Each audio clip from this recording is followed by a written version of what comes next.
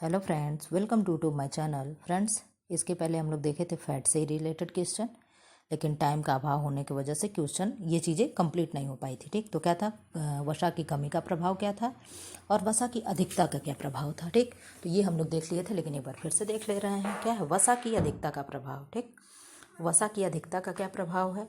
वसा की कमी के समान वसा की अधिकता भी शरीर पर क्या करते हैं, वसा की अधिकता भी शरीर पर नुकसानदायक प्रभाव डालती हैं। वसा की अधिकता से त्वचा के नीचे हृदय तथा शरीर के अन्य स्थानों पर वसा की परत जमा हो जाती है, जिससे मोटापा यानी ओबेसिटी बढ़ जाता है। यह मोटापा स्वयं तो बीमारी है, साथ ही कई हृदय संबंधी रोग व मधुमेह लेकर आता है। अब क्या है मधुमेह। ठीक, पहली बीमारी क्या है, मधुमेह। मधुमेह यानी डायबिटीज़ यानी शुगर। मोटे लोगों को मधुमेह होने की संभावनाएं अत्यधिक होती हैं। अधिक तला हुआ भोजन मधुमेह का कारण बन सकता है। हृदय संबंधी रोग क्या है, इसकी देखिए, हृदय संबंधी रोग में एक बीमारी होती है एथेरोस्क्लेरोसिस। ठीक, ये बहुत ही फेमस बीमारी है। जो क्या है, हृदय संबंधी रोग है। रक्त में कोलेस्ट्रॉल की मात्रा बढ़ जाने ठीक से वह रक्त धमनियों के अंदर जमने लगता है। ठीक, रक्त धमनियों में यानी ब्लड वेसल्स में क्या होता है, कोलेस्ट्रॉल इकट्ठा होने लगता है, जिससे रक्तवाहिनियां सिकुड़ जाती हैं। ये एक पाइप है, ये हमारी क्या है, रक्तवाहिनियां हैं। अगर ये इस तरीके से क्या है, इस पे क्या है, ये कोलेस्ट्रॉल ऐसे इकट्ठा हो जाए तो ये क्या होगा, ये सक्रिय हो गई। सक्रिय हो जाएगी तो क्या होगा, ब्लड बहने में क्या होगा, इसमें दबाव पड़ेगा, और यही हाई बीपी और हृदय संबंधी रोग के कारण बनते जाते हैं। तो क्या है, में रक्त सिकुड़ कर जम जाता है, जमने लगता है, जिससे रक्त वाहिनियाँ सिकुड़ जाती हैं, जिससे रक्त का दबाव बढ़ जाता है। रक्त का दबाव बढ़ने से रक्त संचरण पर प्रभाव पड़ता है। रक्त में 120 से 160 मिलीग्राम प्रति 100 ग्राम मिली के हिसाब से कोलेस्ट्रॉल होना चाहिए। ठीक, इसकी अधिक मात्रा हृदय गति को रोक देती है, यानी हार्ट बीट को रोकने का कार्य करती है। कौन, कोलेस्ट्रॉल का अधिक बढ़ जाना। ठीक, अब हम लोग की नॉर्मल बीपी कितनी होती है, 120/80 mmHg। ठीक, ऐसे लिखा होता है, यहाँ लिख दे रहे हैं। ठीक, कैसे लिखा होता है, mmHg। ठीक, क्यों लिखा होता है, क्योंकि इसे मिलीग्राम पारे में डिनोट किया जाता है। ठीक, ये क्या था, ये ब्लड प्रेशर है। ठीक, कोलेस्ट्रॉल दे रहा है, क्या है, गुड कोलेस्ट्रॉल और बैड कोलेस्ट्रॉल। क्या है, नहीं, बैड HDL। ठीक, क्या है, HDL क्या है, ये गुड कोलेस्ट्रॉल होता है, और LDL ये क्या होता है, बैड कोलेस्ट्रॉल होता है। ठीक, ये प्रश्न क्या है, पिछले बार 2021 में TGT का जब एग्जाम हुआ था तो आया था। ठीक, कितने ग्राम कोलेस्ट्रॉल होता है, 200 ग्राम टोटल। समग्र कितना होता है, 200 ग्राम। ठीक, आगे क्वेश्चन में आगे देखा जाएगा। अब क्या है, विभिन्न भोज्य पदार्थों में वसा की मात्रा यानी फैट किसमें किसमें कितना होता है। ठीक, क्या है, घी में 100 ग्राम, मक्खन में 81 ग्राम, वनस्पत घी एवं तेल में 100 ग्राम, सोयाबीन में 20 ग्राम, दूध में यानी भैंस का दूध है तो 8.8 ग्राम, गाय का दूध है तो 3.6 ग्राम, बकरी का दूध है तो 5.7 ग्राम, माँ का दूध है तो 3.9 ग्राम। तो सबसे कम किस में है, मदर मिल्क में। खोया में क्या है, गाय के दूध से बना खोया तो 15.2 ग्राम, भैंस से बना है तो 31.2 ग्राम, मांस का है तो 13.3 ग्राम। ठीक, लीवर में 3 ग्राम, मछली में 3.2 ग्राम, अंडा में 13.2 ग्राम, मूंगफली में 40.1 ग्राम। ये सब क्या हैं, ये प्रति 100 ग्राम भोज्य पदार्थ में फैट की मात्रा है। अब क्या है, वसा का पाचन। ठीक, डाइजेशन ऑफ फैट। ठीक, वसा का पाचन आमाशय यानी स्टमक, पक्वाशय तथा छोटी आंत में होता है। मुख्य पाचन छोटी आंत के अंतिम भाग यानी शेषांत्र, जिसे इलियम कहते हैं, में होता है। क्या है, छोटी आंतों का 3 भाग क्या है, DJI। ठीक, डेडोनम, जेजुनम, इलियम। ठीक, ये तीनों पार्ट के नाम है। ठीक, क्या है, ट्रिक है, DJI, डेडोनम, जेजुनम, इलियम। ठीक, तो छोटी आंत का सबसे लास्ट वाला भाग क्या है, जेजुनम, जिसे शेषांत्र कहते हैं। ठीक, में होता है। आमाशय में आमाशयिक रस के लाइपेज पाचक की क्रिया से वसा ग्लिसरॉल तथा वसी अम्ल में विभक्त हो जाता है। किसके क्रिया से? आमाशयिक रस लाइपेज पाचन की क्रिया से वसा किस में टूटता है? ग्लिसरॉल तथा वसी अम्ल में टूट जाता है। यह पाचन इमल्सीकृत वसाओं यानी इमल्सिफाइड लिपिड्स पर होता है। यहाँ से भोजन छोटी आंत के ऊपरी भाग यानी पक्वाशय में जाता है, जहाँ अग्नाशय के आए अग्नाशयी रस का लाइपेज तथा पित्ताशय से आया पित्त रस इसे ट्राइग्लिसराइड की छोटी इकाइयों में विखंडित कर देता है। यानी सबसे छोटी चीज़ क्या होता है? ट्राइग्लिसराइड। ठीक, यहाँ से भोजन छोटी आंत के अंतिम भाग में आता है, जहाँ आंतरिक रस का लाइपेज इसे ग्लिसरॉल तथा वसी अम्ल में विभक्त कर देता है। ठीक, यानी जो भी ये रस आ रहा है, अग्नाशय रस से अग्नाशयी रस आ रहा है, पित्त से पित्ताशय से पित्त रस आ रहा है, यानी बाइल जूस आ रहा है।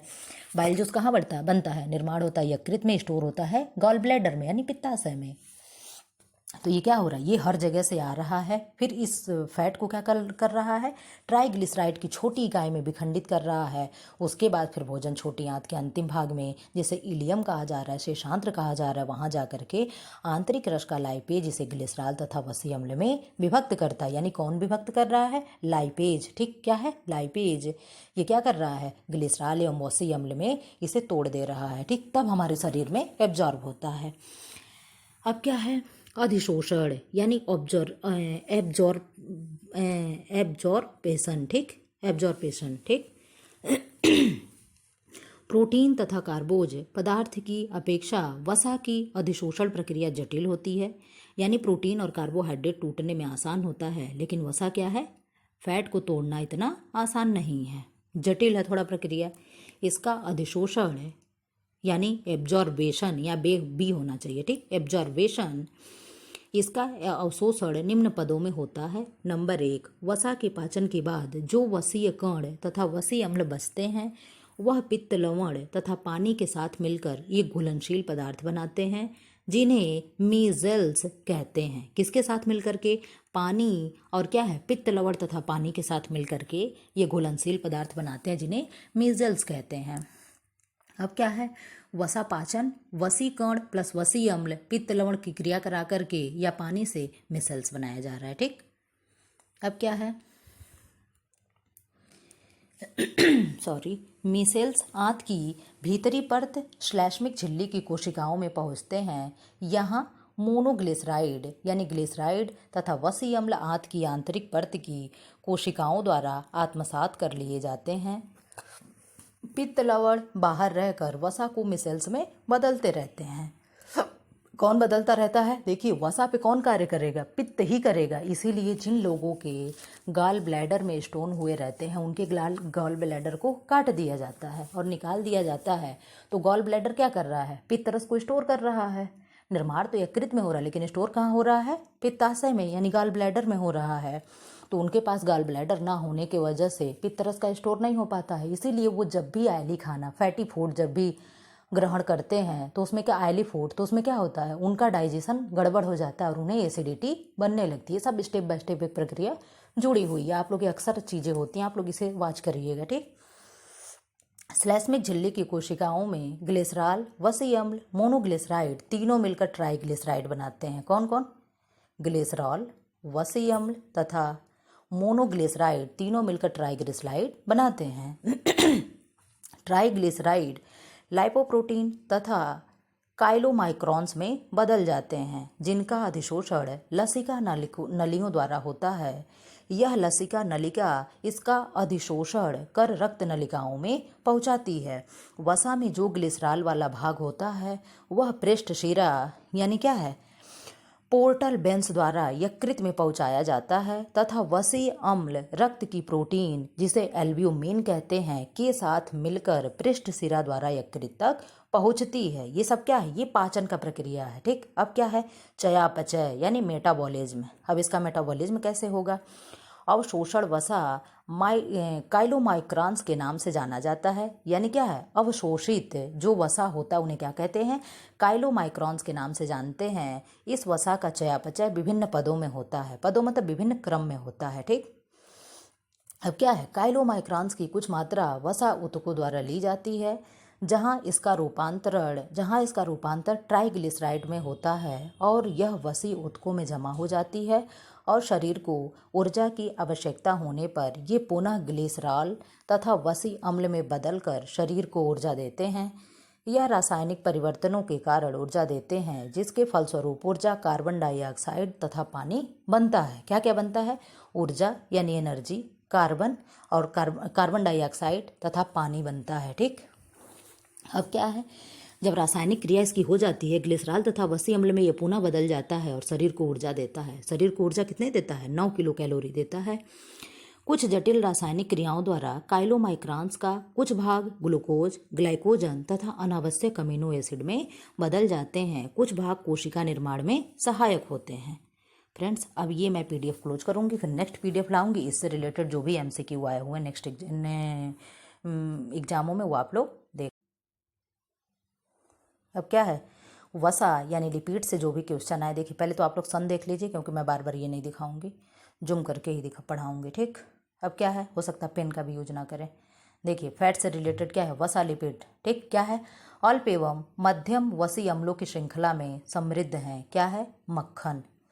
आहार में संतृप्त वसा उच्चता विकारों से संबद्ध हो सकती है। कौन से? हृदय वाहिकाओं के।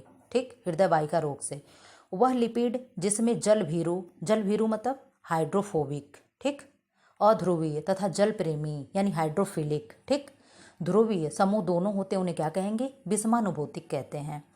स्टेरॉयड में एक चक्र वलय होता है, जो क्या होता है? एक चक्र वलय होता है जो कहलाता है, क्या कहलाएगा?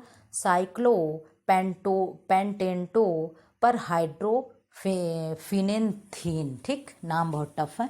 अब क्या है, वसा अवशोषण की प्रावस्थाओं का व्यवस्थित क्रम क्या है? पहले पाइसीकरण होगा, फिर एस्ट्रीकरण होगा, फिर म्यूकोसेल लेना, फिर क्या है, काइलोमाइक्रॉन्स बनाना। अब क्या है, आवश्यक वसा में अम्ल का स्रोत नहीं है, तो क्या नहीं है? रुई के बीज का तेल। ठीक, अब क्या है, स्वस्थ वसा माना जाता है। कौन सा वसा स्वस्थ? असंतृप्त वसा। कौन सा? अनसेचुरेटेड फैटी एसिड क्या है? हेल्दी माने जाते हैं। शाकाहारी आहार में सामान्यतः कमी होती है, किसकी? संतृप्त वसी अम्ल की। ठीक, शिशु के लिए सर्वाधिक महत्वपूर्ण आवश्यक वसी अम्ल है, तो क्या होगा? एरिकडोनिक। ठीक, सबसे कम मात्रा में संतृप्त वसी अम्ल होते हैं सरसों के तेल में, इसीलिए हम लोग के घर में सरसों के तेल पहले जमाने से ही खाए जा रहे हैं। वसा के पाचन के लिए आवश्यक एंजाइम है लाइपेज, यानी फैट प्रक्रिया कौन करेगा? लाइपेज नामक एंजाइम करेगा। निम्न वसा यानी म्यूफा MUFA का सर्वोत्तम साधन क्या है? जैतून का तेल है, ऑलिव ऑयल है। वसा पदार्थ कोगुलेट हो जाते हैं ताप के संपर्क में। एक आवश्यक वसी अम्ल है, क्या है? आर्जिनिन है। वसी अम्ल है, आर्जिनिन तो प्रोटीन हो गया। आवश्यक वसी अम्ल ऊपर हम लोग देखे हैं, क्या था? एरिकडोनिक, ये 3 है ना, नहीं, लिनोलेनिक और आर्किडोनिक। ठीक, यहाँ ये गलत दे रहा है। मोफा का सबसे अच्छा स्रोत है, क्या है? सोया तेल। एकल असंतृप्त वसा अम्ल यानी जिसे मोफा कहते हैं, अच्छे साधन क्या है? सरसों के तेल, जैतून का तेल। भोजन जिसमें वसा, संतृप्त वसा, ट्रांस वसा, कोलेस्ट्रॉल और परिष्कृत शर्करा कम होती है, वह उन्नत रक्त यानी डैश डैश डैश को नियंत्रित करने में सहायता करते हैं। तो कौन करेगा? लिपिड स्तर करेगा। डैश डैश डैश के पर्याप्त अनुपात वाला भोजन आपके साथ ज़्यादा देर तक टिकता है। कौन सा होगा? वसा होगा, यानी फैट। जो भी हम लोग ऑयली खाना खाते हैं तो खाने के बाद ज़्यादा देर तक भूख नहीं लगती है, वही चीज़ें कह रहा है। ठीक, अब क्या है, वसा के असंतृप्त होने के स्तर का अनुमान लगाया जाता है आयोडीन टेस्ट करके। ठीक, आयोडीन वैल्यू टेस्ट करके हम क्या लगाते हैं? वसा की शुद्धता का स्तर का जांच करते हैं। और प्रोटीन को किससे करते हैं? जेल्डॉल या कैल्डॉल विधि से। ठीक, अब क्या है, ओमेगा 3, इस तरीके से ओमेगा का वो होता है साइन। ओमेगा 3 वसा अम्ल है, क्या होगा? लिनोलेनिक। क्या है? लिनोलेनिक। सीलियक बीमारी के रोगियों को दिया जाता है। ग्लूटेन फ्री डाइट दिया जाता है, ग्लूटेन मुक्त डाइट, जिसमें किसमें होता है? ग्लूटेन गेहूं में होता है। केरोटीन का शोषण करने के लिए भोजन में ज़रूरत है वसा तत्वों का।